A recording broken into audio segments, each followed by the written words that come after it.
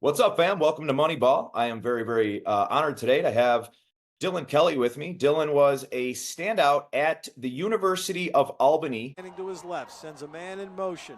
They give to Matthews. He gets hit and stopped. Matthews on the carry.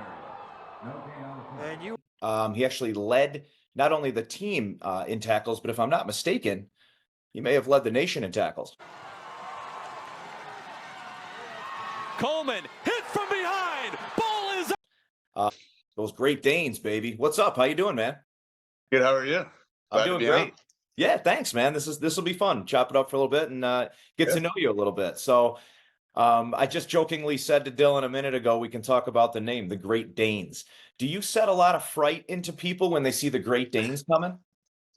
I mean, it's a very it's been said the FCS has a lot of just fun names. Like there's the Richmond Spiders, Yeah, and the Great Danes. I love it. I mean, with I the do new too. logo that we had, we used to have a floppy ears, but Great Dane. But the new logo, I think it's awesome.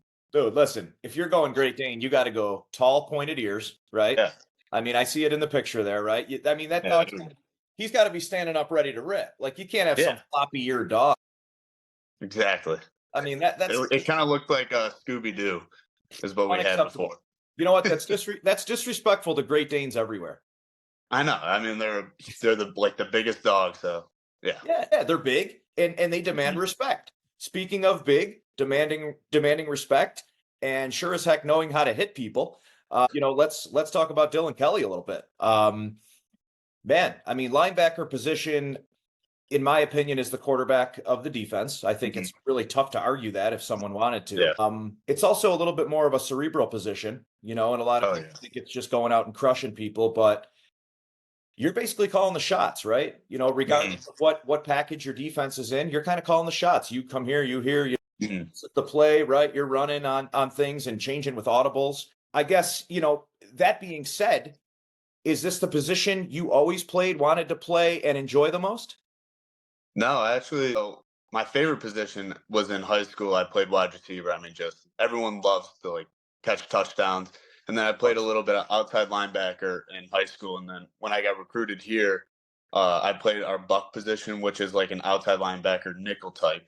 Oh, And then a couple players went into the transfer portal, and we had nobody in at inside linebacker. So and then I went to inside linebacker. I was way undersized. I think when I went in two 210, 205 playing really? inside linebacker. Really? It was brutal. And then this past year I gained a lot of weight, and then I moved from Sam to Mike, which is like the quarterback of the Yeah. defense.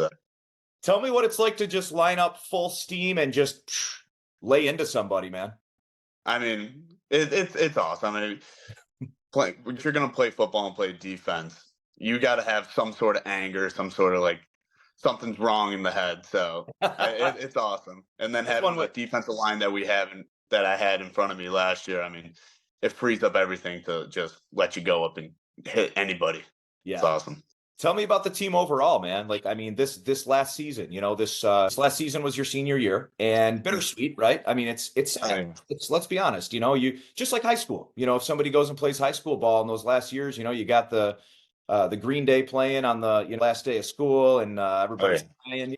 Tell me about this last season, man. Tell me about the brotherhood at Albany and what type of a bond that you had with this team, and how special was this crew? Yeah, I mean, I came in here 2019. We had a great year. It was, I think, the first year going to the playoffs for the program, the FCS playoffs. And it's just I've been here for 5 years, and so I've been best friends with these guys. I mean, I spent 24/7 with them for the past 5 years.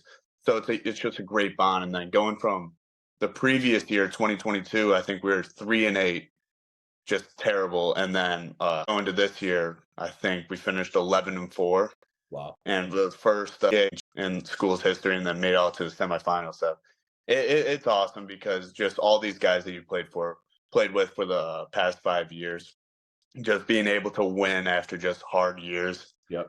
win the championship, it's the best feeling. Where would you want to play ideally? I mean, you're a Buffalo guy, you're from Amherst. I mean, are you a massive Bills fan? I mean, yeah, I've been a Bills fan. I mean, having the uncle that I Yeah. have. Speaking of National Football League, I'm speaking of everyday things. I guess when you grow up in a family of 6 boys, you got to be tough. I can remember. Yeah. You Yeah. kind of grow up into it. You have to be a Bills fan. But honestly, just any team that gives me the chance. I mean, like one team like the Ravens, they just have year after year have such a great defense, and just to like learn from like those guys, that would be awesome. That's one of those karma things. You just mentioned the Ravens, and a guest I had on last week, 2 weeks ago, just got, he was undrafted and they just signed him, a tight end, Michael Riggerman. He went to, yep, he was at a college in Ohio. Yeah. But it was a similar conversation we were having, right? He said, I don't think I'm going to end up getting drafted, but, I'm really excited. Hopefully I get a call afterwards. Yeah. But yeah, growing up, as a Kelly, for those who don't know, right? I mean, Dylan, the Hall of Fame quarterback, Jim Kelly, is your uncle, and he's a legend in Buffalo. I would say probably the most famous athlete in Buffalo until number 17. Some guy named number 17 came around. I mean, yeah. It's just the way that like Josh Allen plays now. It's like even my uncle's like, damn, like couldn't run like that back in his day. And when he did run, he would get hit hard. So Listen, Jimbo ran for his life, but he made it, but he ran. I think, Jim Kelly kind of started that scramble, the not designed play scramble, right? Mhm. And he'd be able to make something out of a play that you thought was absolutely, going to be trash. And you'd think they come and blow it up, and then Kelly would make something out of it. Now Jim was a linebacker. Yeah. I don't want to say it wrong, but I'm pretty sure that he got offered by colleges to play linebacker, and he was just Yeah. like, "No, I'm playing quarterback. I want to Yeah. play quarterback." It's just kind of funny to hear the stories of how Buffalo was the last place on earth, that he wanted to play, right? Yeah, I mean, going to college in Miami, and you're just night to that warm weather, and you're like, "Do I want to go back to the snow?" I Yeah. mean, it's an obvious question. You're like, "Ooh, living You in know the what? It warm is. weather." It is, but I'll tell you what, you would not say you'd go wherever anybody called Oh you. my god, yeah, And he just had that ultimate edge. He had the swag, right? He was a cocky yeah. kid. Let's not get it twisted. Oh He yeah.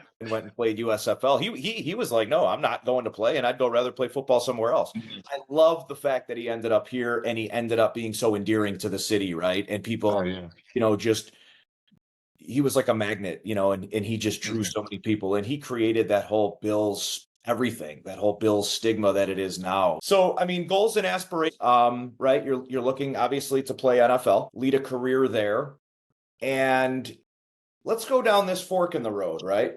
And it's just a little experimental little game we're going to play. And I want to go with you play NFL football, or you take the fork in the road and you said you're getting your degree in Finance. finance. Okay. Yeah. Would you ever want to coach football? I mean, you always want to be involved with it, correct? I do. Like I could see myself coaching like a high school. Yeah. Just seeing all like the days that the coaches I mean here, but I know everywhere across the nation for college, like they start their day, they're waking up at like 5, they go to bed at like or they go home at 7 at night. I'm like, those just and then all the traveling, like we went to Hawaii this year, Idaho, and South Dakota Wow. and Marshall. So it was just all the traveling to it. I don't know if I can do that for the rest of my life. I don't think people understand the work they put in. They Oh think, my gosh. really, they think like, oh, he's a head coach, and and they see him on the sidelines doing this and that. I don't think they know the work they put in, like you just said, the hours. I don't feel sorry for you guys having to go to. Impulse is revolutionizing the physical therapy experience for active individuals in Western New York. From marathon runners to warriors of the weight room, we've got you covered. Our cutting-edge technology takes sport-specific testing to the next level. Our patient-centered approach lets you drive your own recovery. You can expect individualized one-on-one sessions every time you're here. And the game changer? Impulse is home to Western New York's only public board-certified sports PT. If you're ready to get back in the game, call Impulse today and mention Moneyball for $100 off your first visit. Hawaii. I'm sorry, I mean, it was obviously just the best trip because we went for the whole week. I think we left like Tuesday, came back Sunday, but I mean, across the whole country. So it was, I think going down was like a 10-hour flight. On the way back after the game, you're sore. We left, Yeah. so you're just sore, and it was an 11-hour flight to JFK, and then it was a 3-hour drive from JFK to Albany. So That is a that wasn't fun. That is a tough, and I mean that sincerely, man. Like Hawaii, everybody wants to be there, nobody wants to get there, right? No. And I've been running the same thing personally. Like keep saying, "Hey, I'm gonna go to Hawaii or whatever." But let's hear about it. You guys had this was last year, so this was the brothers Yeah. were all together, right? This was what month did you go? I think it was Sep- So yeah, early in the September. season. Yeah. I think it was our week 3. At least we had a bye week right after, so it wasn't like we like came home from that going right into practice. We had a bye week, so that was very much needed. Were you guys 2-0 at that point? We were 1-1. We beat Fordham, and then we lost to Marshall by I think like 3 points, which was it was tough. But then went out to Hawaii and you were 1-2. And Mhm. this tells me even more respect. I mean, you said you guys finished up like 11-4. So after Yeah. that game and that trip, it can be somewhat demoralizing, right? You're like, Oh oh, yeah. here we go again, and you being the leader of the defense and whoever, the QB was there. I'm sure there were some leaders in the locker room Oh and yeah. guys rally around you. Tell me, for some viewers, maybe somebody never played team sports, on the level of even high-end collegiate. Tell me how important it is in the locker room to have a real standout leader. I mean, it's without like a leader. Like, we've had like my team. We don't have like a captains, like designated captain. We have like a leadership council, Yep, and I so like it's that. elected. Yeah, it's elected by the team, Okay. and just making sure. I mean, me personally, I think you have to have at least one leader at each position. Like defensive line needs a leader that could like straighten everyone up, linebackers, and so far. So it's I think like that is like the biggest thing because if people just think that they could do whatever they want and then your eyes are off the goal, Yeah. then that's when you start losing games and then it just becomes a toxic culture.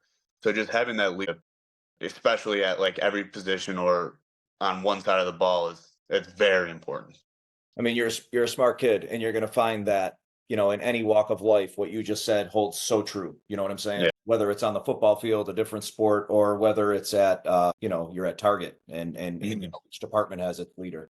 You Yeah. absolutely. Otherwise, it turns into chaos. And there is something to be said too about a good leader. Sometimes people will talk about their coaches or certain coaches that might be there for the wrong reasons, or maybe are not doing exactly what they're supposed to be at their positions. I'm not saying Albany, but there may have been some point in your life where maybe a coach wasn't best fit for that, right? So, Mhm.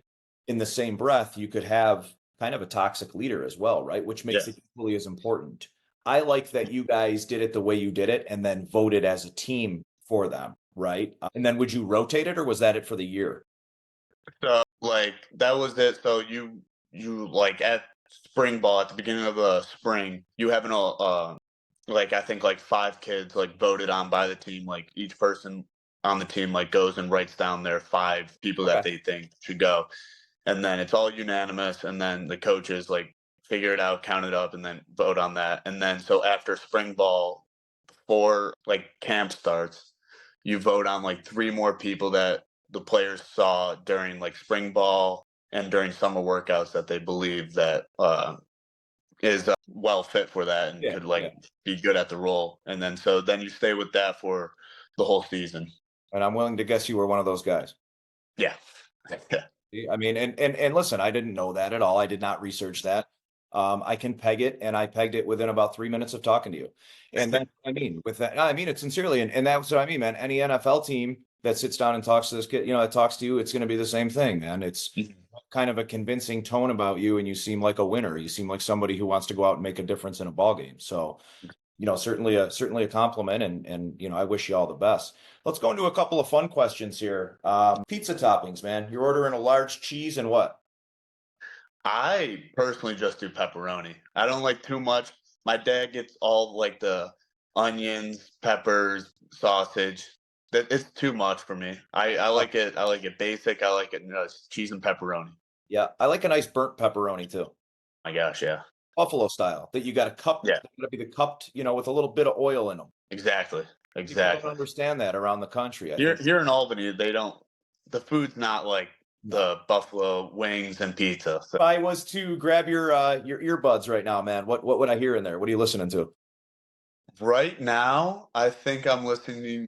I always listen to Kid Cudi, and then I listen to country when it gets warmer. So I think this whole week it's like gonna be in the 70s. I'll listen to Ah, country the whole time. Yeah, okay. So you switch up. country in the summer. Okay. So you switch the genre of Yeah, music by the season. yeah.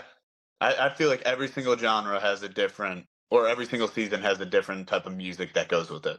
Listen, Like in I the don't winter, it's cold. I'm not going to be listening to country because country makes me feel like it's going to be warm out. So, yeah, every single thing is different. I like this. These are words to live by, man. And Yeah, you know what? I think people might be in a better mood if they kind of go that route too. But no, man, a exactly. lot of fun. Seriously, thanks for taking the time.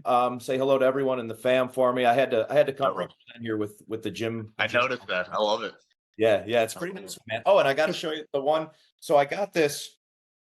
This is an original ticket from the first Super Bowl My gosh. that he signed for me. And this was, years ago when I was younger, when I was still, when I wanted to get everything signed and everything. But I still collect stuff. I think it's very I mean, cool. that's awesome. I mean, Yeah. memorabilia. I would Yeah. never. So you can tell it's real. It's got the hologram on it, and the fake Yeah. ones don't have that. But this is really, really cool. How's he feeling? Have you Yes. spoken to him lately? I haven't spoken to him in a couple weeks, but he's doing good. Last time I talked to him, yeah, he's doing good. Dylan, this was awesome, man. Again, thanks. Thanks for taking the time. So Thank you for we'll having me. keep in touch, brother. All right. We'll talk to you soon. Sounds good. All right, man. Take care. You too. Bye.